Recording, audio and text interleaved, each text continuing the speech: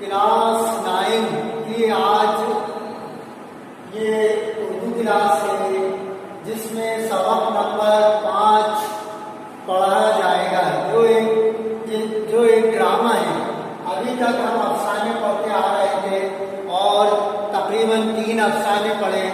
पहला सबक जो था वो नज़्म हम्द था, जिस हम्द वो नज़्म जिसमें खुदा की तारीफ बयान की जाए, और इसके शायर खालिद महमूद थे।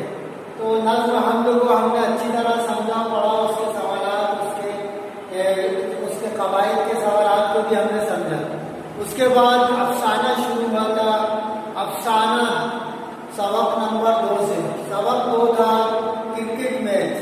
जो एक अफसाना किसे कहते हैं ये भी हमने अच्छी तरह मालूम किया कि अफसाना उर्दू नस्ल की ऐसी सिंफ है जो एक ही निशस्त में पढ़ा या सुना जाता है। अफसाना ऐसी कहानी को कहते हैं जिसमें जिंदगी की सच्चाइयों का बयान किया जाता है, और अफसाने के किरदार हमारी आम जिंदगी से ताल्लुक रखते हैं। और अफसाना 20वीं सदी की इब्तिदा में से इसका आगाज हुआ। इस तरह हम अफसाने के बारे में थोड़ा बहुत मालूम कर सके, उसको मुकम्मल तौर से आपको बुक से पढ़ना है, अच्छे से इसे याद करना है और इसके लिखने की प्रैक्टिस करना है। अफसाना जो है, एक सवाल आता ही है कि अफसाना किसे कहते हैं, अफसाने या अफसाने की तारीफ लीजिए। इस तरह आप सबक नंबर 2 से अफसाने पढ़ रहे थे। और दूसरा सबक था क्रिकेट मैच। क्रिकेट मैच में एक मुख्तसर सी कहानी थी जिसमें इत्तेहाद और इत्तेफाक की अहमियत को अफसाना निगार ने वाज़ह किया और वो अहम और ज़रूरी बताया। क्योंकि जब तक इत्तेहाद इत्तेफाक नहीं होगा तो कोई भी क्रिकेट की टीम ना तो वो जीत सकती है और ना ही वो एक बेहतर टीम बन सकती है। इसलिए आपस में इत्तेफाक और इत्तेहाद रखना चाहिए। इस सबक में हमें इस अफसाने के जरिए यही बताया गया कि ना इत्तेफाकी जो है बहुत खराब चीज़ है, जिसके सबब पूरी टीम बिखर सकती है और जीत से भी दूर हो सकती है। इसलिए हमें हमेशा मुत्तहिद रहना चाहिए। तो क्रिकेट मैच के जरिए मुसन्निफ ने, जिसने ये मज़मून लिखा, उस मुसन्निफ मज़मून निगार को कहते हैं, जिसने ये अफसाना यानी क्रिकेट मैच वाला मज़मून लिखा, उसमें ये बताया गया कि हमें हमेशा मुत्तहिद रहना चाहिए और ना इत्तेफाकी आपस में बुराई, रंजिश, ये सब नुकसान पहुंचाने वाली चीज़ें। हमेशा मुत्तहिद रहना और हमेशा इत्तेफाक रहना चाहिए, जब भी कोई क्रिकेट टीम कामयाब हो सकती है। इस तरह हमें क्रिकेट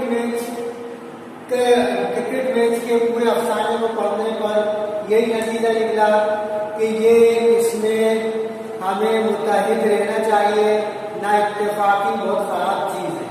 अब इस क्रिकेट मैच के बाद तीसरा अफसाना था सबक नंबर 3 में मदद में भी हमें ये बताया गया कि हमें हमारे साथ जो लोग माजूर हैं या जिस्मानी तौर से कुछ उनके जिस्म में कोई सी भी चीज़ खराब है या कोई सी भी उनमें खराबी है, या तो हमें उन्हें कमतर नहीं समझना चाहिए, माजूर लोगों का मजाक नहीं उड़ाना चाहिए। और अल्लाह ने सबके अंदर कुछ ना कुछ सलाहियतें दी। अब सबक मदद में भी यही बताया गया कि एक माजूर लड़की जो अपने पैर से माजूर थी, उसके बावजूद भी उसमें ज़बरदस्त तैराकी वाली सलाहियतें थी जो दूसरों के लिए भी मुफीद साबित हो सकती थी। इसलिए उन्होंने इस सबक मदद में ये बताया कि हमेशा हमें एक दूसरे की मदद करना चाहिए और कमज़ोर, मासूम और अपाहिज लोगों का मजाक नहीं उड़ाना चाहिए। उनके साथ भी दोस्ताना ताल्लुकात रखना, उनसे मोहब्बत करना और के अंदर रखी है अल्लाह ने, किसमें क्या सलाहियत है, कौन कब काम आ सकता है। सबक मदद के अंदर हमने ये बहुत अच्छी तरह से पढ़ा। उसके बाद ये 3 सबक हो गए आपके। सबक नंबर 4 जो था वो सबक था सच्चाई का जादू। इस अफसाने में हमें सच्चाई पर कायम रहने और सच बोलने की तालीम दी गई, हिदायत दी गई कि हमेशा हमें सच्चाई के साथ रहना चाहिए, सच बोलना चाहिए। और सच्चाई एक बहुत बड़ी ताकत रखती है। सच्चाई से बहुत से गलत लोग भी सुधर जाते हैं और एक अच्छे रास्ते पर आ जाते हैं। सबक सच्चाई के जादू में उसमें बताया कि छोटे भाई के सच बोलने की वजह से बड़ा भाई जो था, जो गलत रास्ते पे चल रहा था, बुरे रास्ते पे चल रहा था, उसने उससे सच्चाई की वजह से इतना मुतासिर हुआ कि उसने अपना डाका देने वाला काम छोड़कर एक अच्छे रास्ते पे चलने के लिए तैयार हो गया और अपना तमाम बुरे कामों से उसने तौबा की और अच्छे कामों में उसने अच्छे कामों का उसने शुरुआत करी। इस तरह मतलब हमें बताया गया कि सच्चाई की जबरदस्त असर रखती है। सच्चाई भी एक जादू वाली चीज है, इसलिए हमें झूठ से जहाँ तक वो बचना चाहिए, गलत रास्ते, गलत सोबत, सभी से बचना चाहिए। हमें जो है हमेशा सच्चाई पर कायम रहना चाहिए। इस तरह हमने ये 4 सबक पढ़े, चारों को आपको याद रखना है। तो चारों में कुछ कवायद के सवाल थे, कवायद यानी ग्रामर, उसके बारे में हमने काफी मालूमात हासिल की। और 3 सवाल हमने कवायद के किए, जिसमें एक इस्म किसे कहते हैं, दूसरा वाहिद जमा किसे कहते हैं, तीसरा था मुतरादिफ अल्फाज। अब इसके बाद अब हमारा सबक 5 शुरू होता है, जिसका नाम आज की गेंद है जो ड्रामा है। ड्रामे की स्पेलिंग ये है। ड्रामा जो है ये क्या होता है, ड्रामा किसे कहते हैं, ड्रामा कब से शुरू हुआ, ये सब हमें मालूम करना है। ड्रामा जो है यूनानी जबान का लफ्ज है। ड्रामा यूनानी जबान का लफ्ज है। ड्रामा यूनानी, ये हमारी हिंदी जबान का नहीं है, ये यूनानी जबान का लफ्ज है। ड्रामा यूनानी जबान लेगा, इसमें जबान का लफ्ज है। जबान का लफ्ज है। अब लफ्ज तो है मगर इसके मायने हैं करके दिखाना, जिसके मायने हैं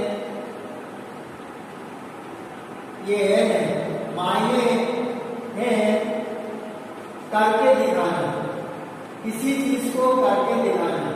इस तरह ड्रामा जो है बुनियादी तौर पर स्टेज की चीज है, स्टेज पर इसको करके दिखाया जाता है। अब ड्रामा जो है हमें मालूम है ये यूनानी जबान का लफ्ज है, जिसके मायने हैं करके दिखाना, जिसके मायने हैं करके दिखाना। ड्रामा की इब्तिदा बहुत पुराने टाइम से हुई और अब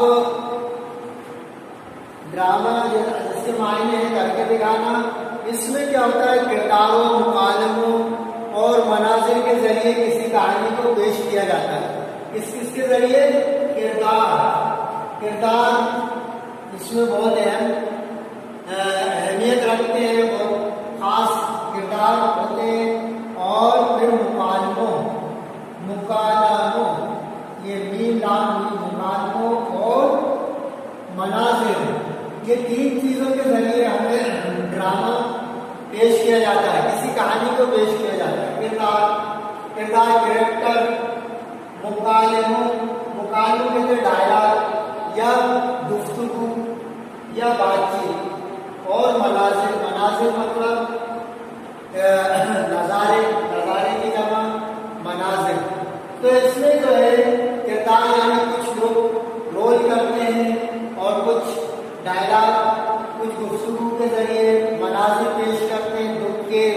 लीजिए। इस तरह पूरे ड्रामा की कहानी को पेश किया जाता है।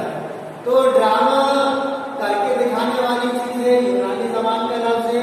अब इसमें अरस्तु जो थे उन्होंने इसे 6 अज्जाए तरकीबी बताए कि ड्रामे के अंदर 6 चीजें होना जरूरी है।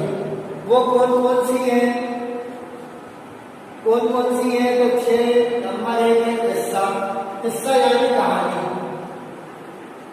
कोई भी ड्रामा जो होता है बगैर कहानी के नहीं होता।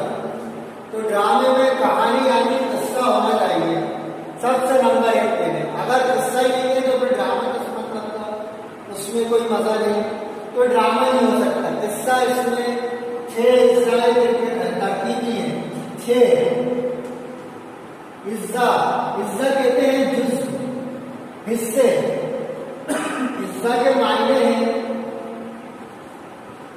हिस्सा के मायने हैं जुज़, जुज़ यानी हिस्से।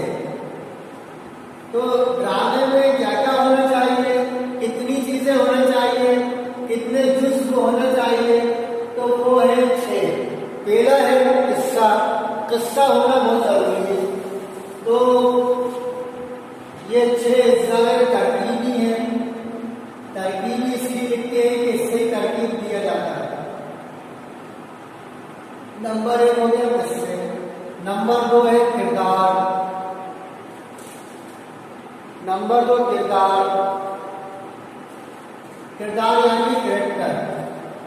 जो भी कहानी के खास किरदार होते हैं उनको का होना भी जरूरी है। अगर किरदार नहीं होंगे तो कहानी कौन पेश करेगा, कौन करके दिखाएगा? इस तरह किरदार। नंबर 3 पे है मुकालमा। मुकालमा यानी बातचीत। जो आपस में गुफ्तगू होगी या डायलॉग होंगे तो उसको मुकालमा कहते हैं, मुकालमा। नंबर 4 है मरकजी ख्याल। मरकजी ख्याल। हर ड्रामे में का एक मरकजी यानी खास ख्याल होता है। ख्याल यानी कि ये किस मकसद के लिए ड्रामा करके दिखाया जा रहा है, पेश किया जा रहा है ड्रामा, तो उसका एक खास ख्याल होता है कि इससे वो ड्रामा निगार हमें क्या चीज, कौन सी कहानी, कौन से किरदार हमारे सामने ला रहा है और इसका क्या ख्याल है, इससे क्या वो साबित कर रहा है, क्या वो हमें बताना चाह रहा है, या क्या हमें तालीम दे रहा है, क्या हमारी रहनुमाई कर रहा है। तो वो जो है मरकजी ख्याल होता है। नंबर 4। नंबर 5 जो है उसका सजावट। सजावट। नंबर 5 जो है सजावट। अब ये स्टेज की चीज है तो स्टेज पे सजावट होना जरूरी है। अगर स्टेज सही नहीं सजेगा तो कोई उस पर मतलब किस तरह से ड्रामे को पेश किया जाएगा, उस पर ड्रामा अधूरा रहेगा। तो इस तरह सजावट। और नंबर 6 है संगीत। संगीत यानी म्यूजिक। अब कुछ गम के मनाजिर आएंगे तो उसमें वो संगीत गम वाला बजेगा, खुशी के मनाजिर आएंगे तो संगीत खुशी का बजेगा। तो इस तरह ये 6 चीजें ड्रामे के अंदर होना चाहिए। ये बगैर इसके ड्रामा सही नहीं है, अधूरा माना जाएगा या ड्रामे ही माना जाएगा। तो इन चीजों में से कभी कभी ये होता है कि कुछ चीजें नहीं भी हो तो भी काम हो सकता है। लेकिन जो एक कहना चाहिए माहिर, ड्रामा के माहिर लोग हैं, माहिरीन हैं, उन्होंने 6 हिस्साए तरकीबी बताए हैं। 6 हिस्साए तरकीबी आपको अच्छे से याद रखना है। नंबर 1 किस्सा, नंबर 2 किरदार, नंबर 3 मुकालमा, नंबर 4 मरकजी ख्याल, नंबर 5 सजावट, नंबर 6 जो है संगीत।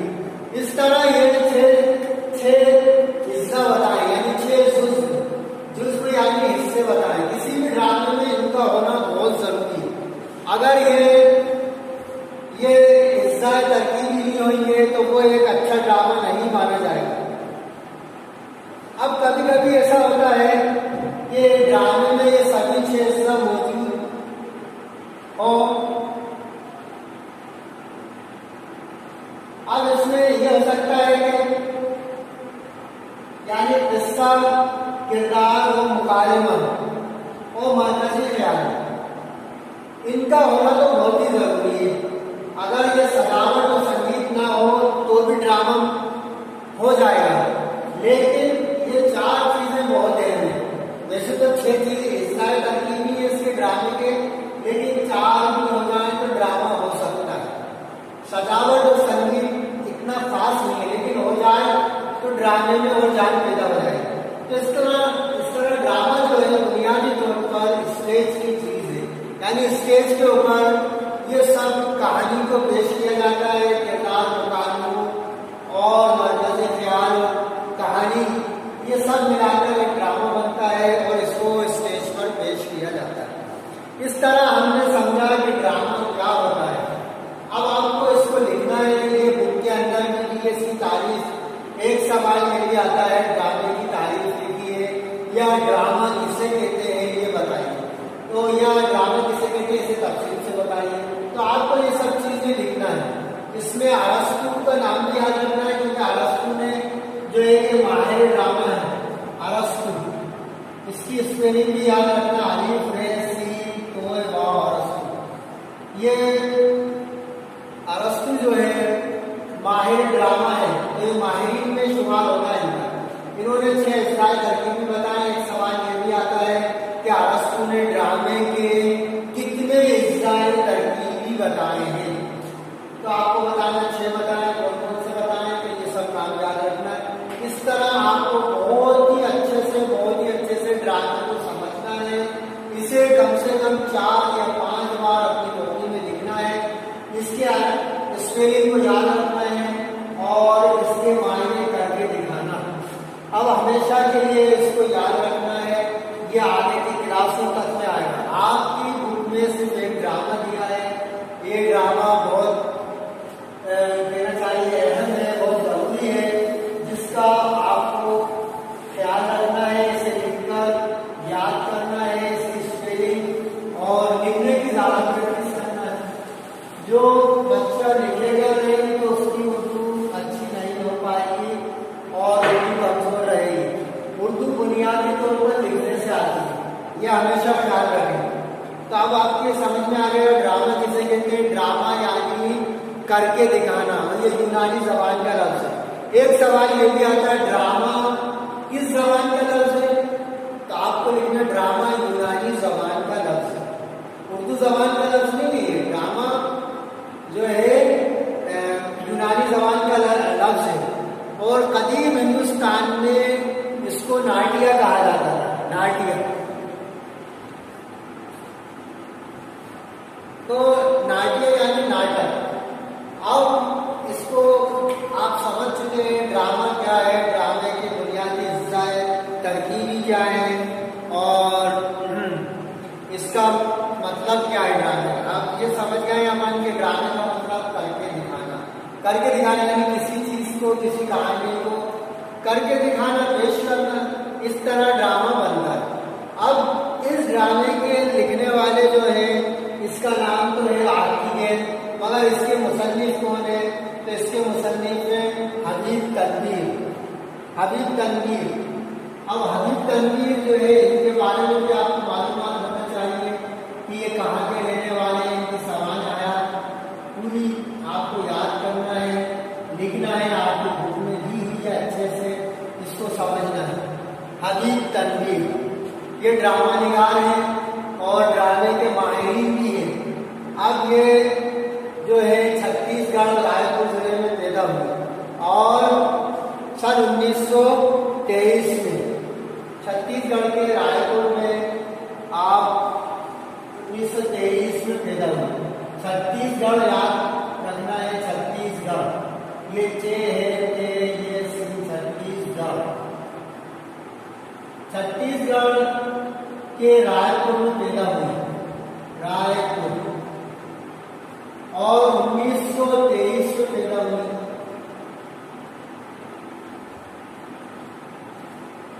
और इब्तिदाई तालीम आपने रायपुर में ही हासिल की, रायपुर से ही आपने शुरुआती तालीम हासिल की और इसके बाद नागपुर नागपुर से आपने बीए की डिग्री हासिल की। कहाँ से? नागपुर। नागपुर से बीए की डिग्री हासिल की, बीए बी डिग्री। और एमए की डिग्री यानी एमए की तालीम जो है आपने अलीगढ़ मुस्लिम यूनिवर्सिटी से शुरू की। एमए अलीगढ़ मुस्लिम यूनिवर्सिटी। अलीगढ़ मुस्लिम यूनिवर्सिटी बहुत ही मशहूर मारूफ यूनिवर्सिटी है और हिंदुस्तान में बहुत खास यूनिवर्सिटी मानी जाती है। और पहले के लोग ज़्यादातर इसी यूनिवर्सिटी से तालीम हासिल करते थे।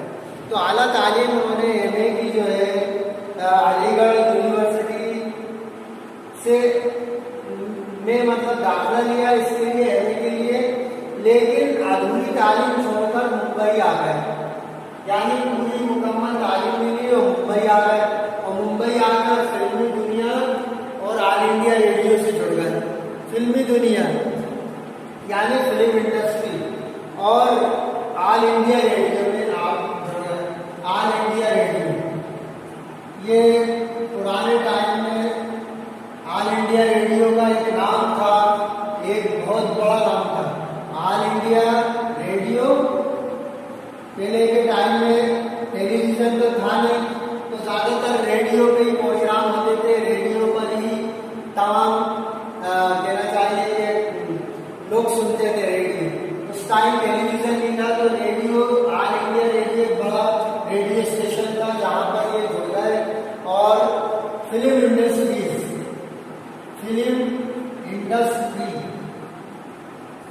यहाँ फिल्मों से जुड़ गए। फिल्मों में आपने भी अपने काम किया और फिर इसके बाद ये लंदन चले गए। लंदन गए, यहाँ जुड़ने के बाद लंदन चले गए।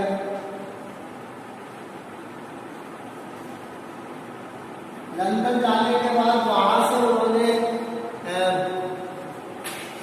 रॉयल एकेडमी ऑफ ड्रामेटिक्स में अदाकारी की सनद हासिल की।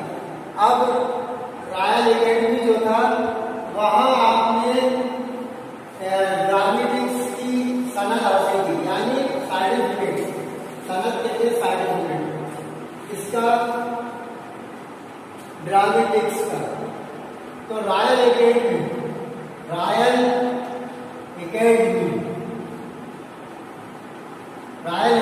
में से आपने सनद यानी सर्टिफिकेट हासिल किया, सनद हासिल। ठीक है, ड्रामेटिक्स, ये ड्रामे से मुताल्लिक है। तो ड्रामे की सनद यानी सर्टिफिकेट आपने लंदन से रॉयल एकेडमी से आपने ये सनद हासिल की, सर्टिफिकेट हासिल की। और आप एक मशहूर ड्रामा निगार थे और 1958 में दिल्ली में वापस आकर ड्रामे की तरक्की में मसरूफ हो गए। 1958 में आप वापस आ गए और ड्रामे की तरक्की में मसरूफ हो गए, यानी ड्रामे बनाने लगे और इस तरह ड्रामे को तरक्की मिली। इस तरह आपने जो है ड्रामे की तरक्की में भी हिस्सा लिया और आपका मशहूर ड्रामा आगरा बाजार है। मशहूर ड्रामा जो है आगरा बाजार, ये आपका मशहूर ड्रामा है। आपका कौन सा ड्रामा है? आगरा बाजार। तो इस तरह आपने ड्रामे निगारी में बहुत जबरदस्त कारनामे अंजाम दिए और आपका मशहूर तरीन ड्रामा आगरा बाजार है। आगरा बाजार बहुत मशहूर मारूफ ड्रामा था आपका। और इस तरह आपने थिएटर की दुनिया, थिएटर के मैदान में भी बेमिसाल खिदमत अंजाम दी। अब इसके बाद ये हमारे भोपाल के भारत भवन के डायरेक्टर भी है। भोपाल के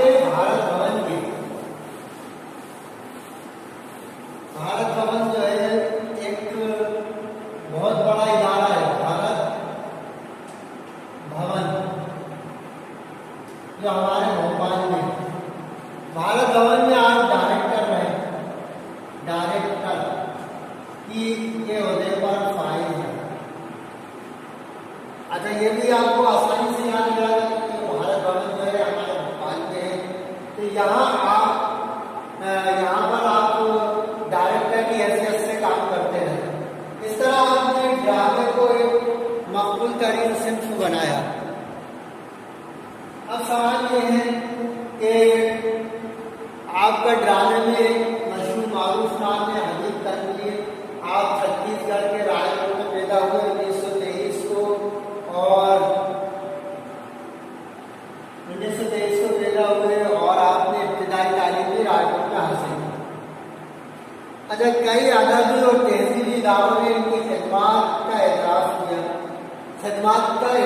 यानी जो उन्होंने ड्रामे में अपनी जो खिदमत लगाई, जो सेवाएं दी, जो काम किए, जो मेहनतें की, उस सब को बड़े बड़े तहजीबी और अदबी इदारों ने इसको माना और इसके लिए आपको बहुत से इनामात से नवाजा। तो एक इंदिरा कला विश्वविद्यालय है, उसने आपको डीलिट की डिग्री दी।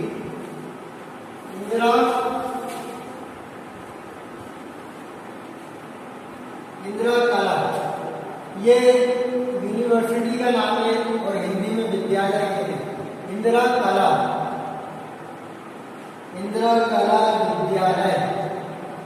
विद्यालय डीलिट की डिग्री। तो आपको डीलिट की डिग्री कहाँ से मिली? इंदिरा कला विद्यालय से। और इसके बाद बहुत सी एकेडमियों ने आपको एजाज़ात से नवाजा। अब कौन सी है वो भी आपको याद रखना है। बहुत सारी इसमें नाम दिए हैं। शिखर सम्मान एक अकादमी है, शिखर सम्मान, ये नाम हिंदी का, इसलिए थोड़ा सा ख्याल रखिए इसकी स्पेलिंग का। शिखर सम्मान। फिर उसके बाद है उर्दू अकादमी।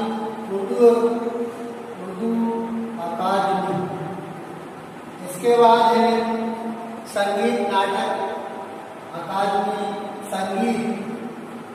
ये अलग अलग अकादमी है। संगीत नाटक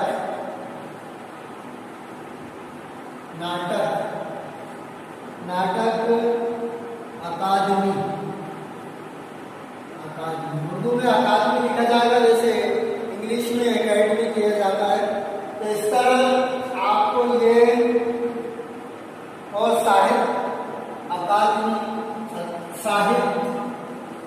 साहित्य की स्पेलिंग याद रखना, साहित्य अकादमी। इसके बाद है गालिब इंस्टीट्यूट जो है उसको भी याद रखना, गालिब के नाम से गालिब साहिब है। गालिब इंस्टीट्यूट, ये आपको याद रखना, उर्दू में इसी तरह लिखा जाता है। ये जरा मुश्किल अल्फाज है, इसको आपको बार बार लिखना है और इसको अच्छे से इसकी स्पेलिंग को याद रखना है। तो इस तरह आप इतनी अकादमियों ने आपको एजाज़ात यानी इनामात से नवाजा। तो इस तरह आपने देखिए कितना अहम काम किया। आप ड्रामे के अंदर इतने मशहूर हो गए और इतनी आला खिदमत अंजाम दी, जिसके सबब इन अकादमी ने आपको एजाज़ात से नवाजा। एजाज़ात की स्पेलिंग याद रखना, एजाज़ात से नवाजा है। अब ये सारे जो अकादमी थी, इन सब के नाम आपको याद रखना है। शिखर सम्मान और कला साहित्य, गालिब इंस्टीट्यूट। इस तरह आपको सारी अकादमी के नाम याद रखना है। संगीत नाटक अकादमी, उर्दू अकादमी, ये सब आपको याद रखना है। अच्छा, सबसे बड़ा एजाज होता है पद्मश्री एजाज। ये आपको 1982 में आपको पद्मश्री एजाज से नवाजा। पद्मश्री एक सवाल ये भी आता है आपको